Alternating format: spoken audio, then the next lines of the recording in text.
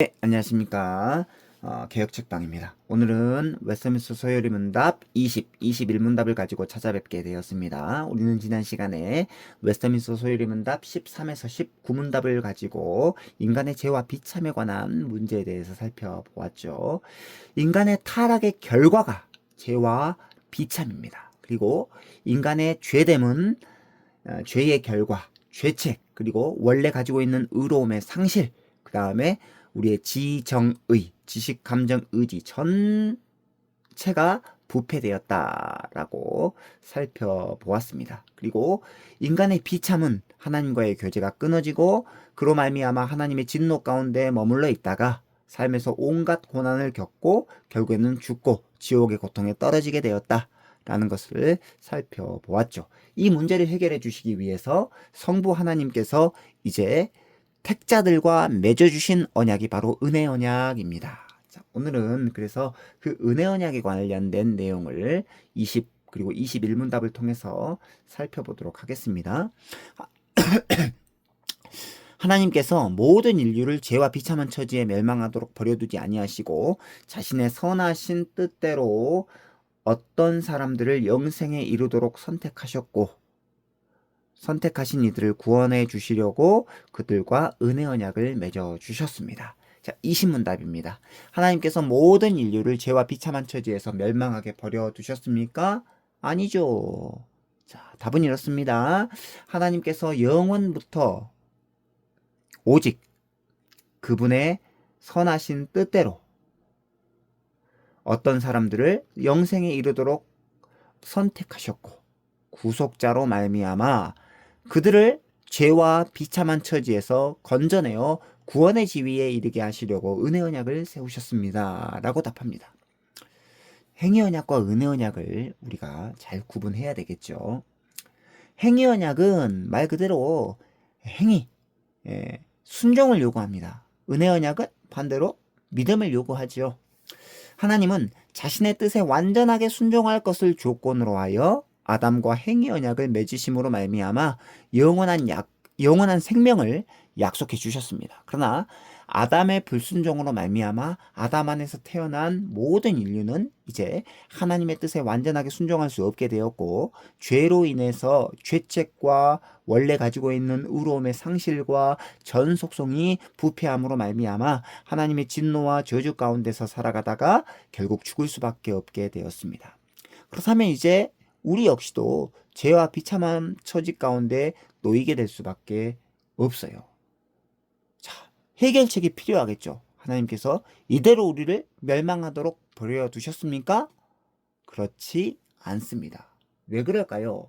하나님께서 우리를 구원해 주시기 위해서 바로 예수 그리스도를 통해서 은혜 언약을 맺어 주셨기 때문입니다. 행위 언약과 은혜 언약. 행위 언약은 영원하신 생명, 영원한 생명을 주시기 전에 아담에게 순종하는 행위를 요구하셨기 때문에 행위 언약이라고도 부르고요. 아담은 이 언약에 순종하는 것을 조건으로 하여 영원한 생명을 얻을 수 있었으므로 생명 언약이라고도 부르기도 합니다. 선악을 알게 하는 나무의 열매는 먹지 말라. 네가 먹는 날에는 반드시 죽으리라. 라고 말씀하셨죠. 자, 그런데 아담이 이 말씀에 순종했습니까? 아니죠. 불순종했습니다.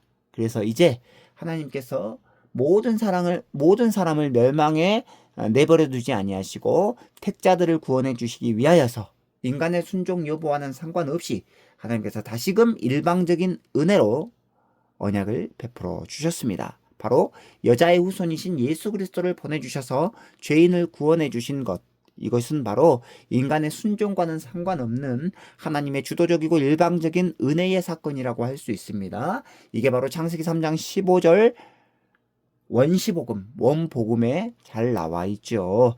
내가 너로 여자와 원수가 되게 하고 네 후손도 여자의 후손과 원수가 되게 하리니 여자의 후손은 네 머리를 상하게 할 것이요 너는 그의 발꿈치를 상하게 할 것이니라 하시고 은혜 언약과 행위 언약 기억할 필요가 있습니다. 지금 이제 조금 그 차이점에 보시면 은혜 언약과 행위 언약이 지금 반대로 적어져 있는데 제 실수입니다. 수정을 했어야 되는데 죄송합니다. 진행하겠습니다. 자, 은혜 언약과 행위 언약의 공통점이 있는데요. 세 가지가 있습니다. 첫 번째는 사람이 하나님께 무언가를 요구할 자격이 없음에도 불구하고 하나님께서 자발적으로 자신을 낮추셔서 사람과 언약을 맺어주셨다라는 점에서 은혜 언약과 행위 언약의 공통점이 있습니다. 두 번째, 언약의 상급으로는 영원한 생명이 약속되었고 언약의 본로는 죽음이 약속되었습니다. 세 번째, 언약의 목적은 하나님께 영광입니다. 자, 차이점은 이렇습니다. 먼저 행위 언약은요. 행위 언약은 행위 언약 안에서 영생의 상급을 받기 위해서는 이 언약의 내용에 완전하게 그 행위로 순종해야 합니다. 타락하기 전에 아담에게는 그렇게 완전하게 순종할 능력도 또한 불순종할 수 있는 능력도 동시에 가지고 있었다라는 거죠. 그런데 자유의지를 가진 아담이 순종하는 데 자기의 의지를 사용하는 것이 아니고 불순종하는 데 자기의 의지를 사용하였습니다. 그래서 이제 하나님께서는 그 불순종을 통하여서 죄책과 원의의 상실과 오염을 가져다 주게 되었습니다.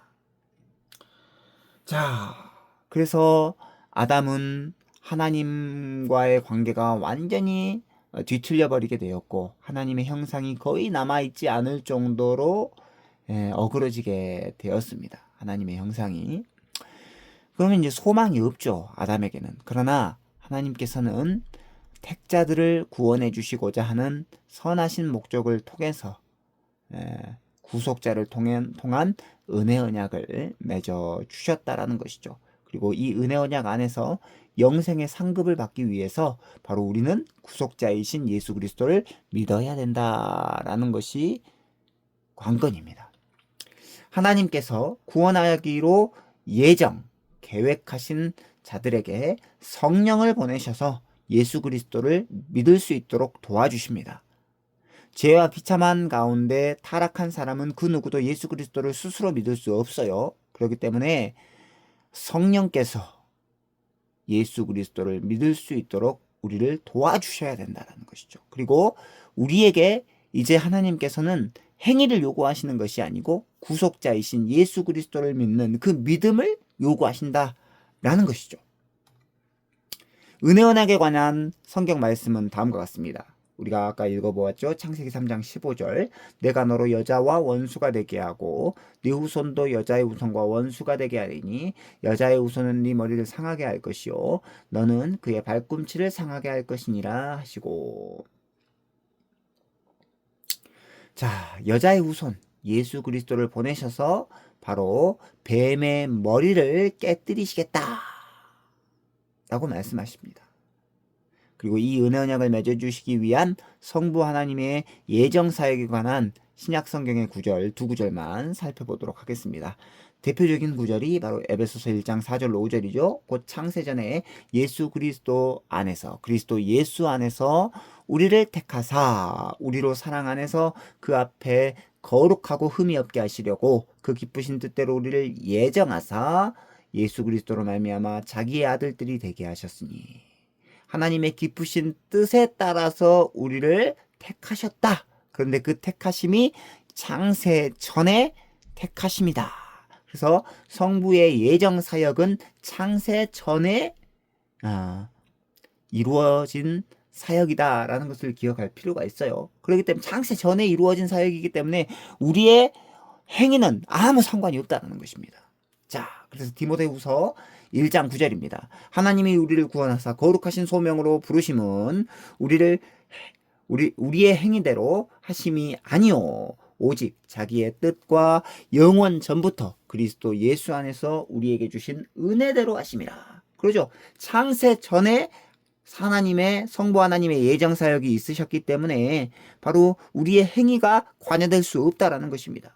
오직 하나님의 깊으신 뜻대로만이 우리에게 주신 은혜로만이 하나님께서 우리를 선택하셨다라는 것이죠. 자, 21문 답입니다. 하나님께서 선택하신 사람들의 구속자는 누구이십니까? 답은 이렇습니다. 사람들의 구속자는 오직 주 예수 그리스도이십니다.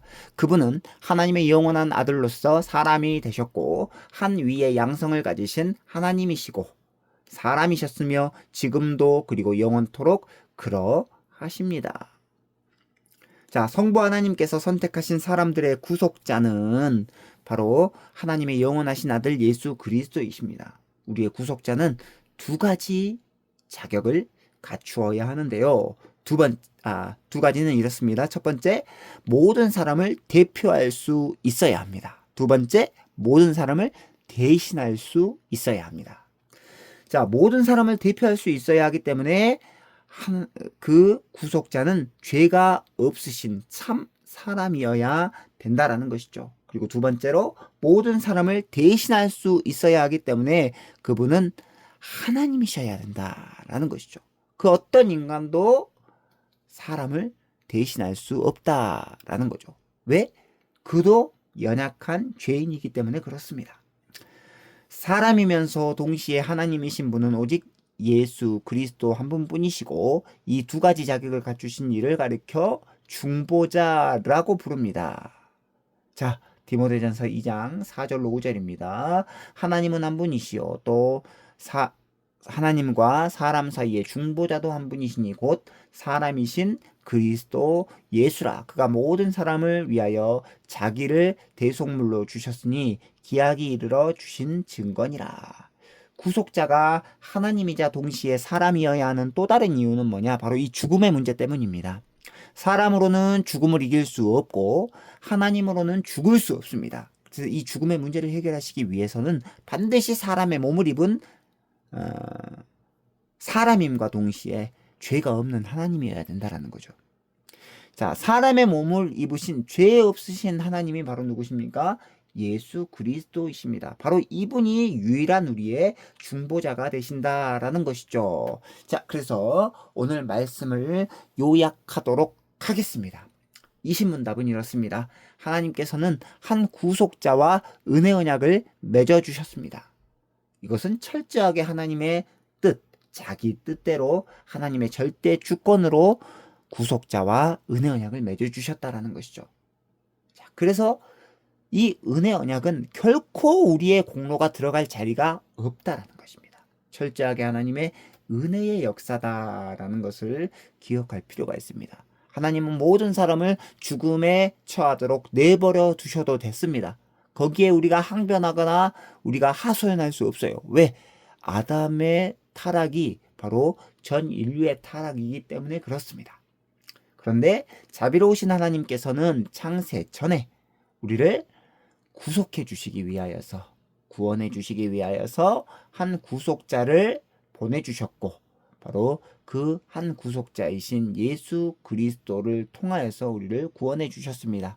자, 21문답은 그렇습니다. 그러면 그 구속자가 예수 그리스도이신데 그 예수 그리스도는 두 가지 조건을 가지고 있어야 된다라고 했죠. 바로 우리의 구속자는 사람이신 동시에 하나님이어야 합니다라는 것입니다. 이것을 중보자라고 부르고요. 이 중보자는 유일하신 한 분, 바로 예수 그리스도밖에 없다라는 것을 성경은 말씀하고 있습니다.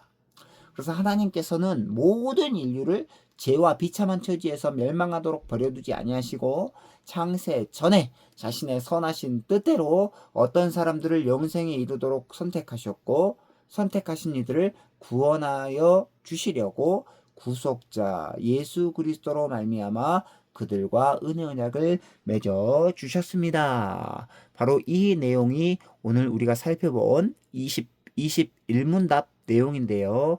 이제 그 예수 그리스도, 우리의 구속자이신 예수 그리스도가 어떤 사역을 하셨는지에 관한 내용이 바로 예수 그리스도의 구속사역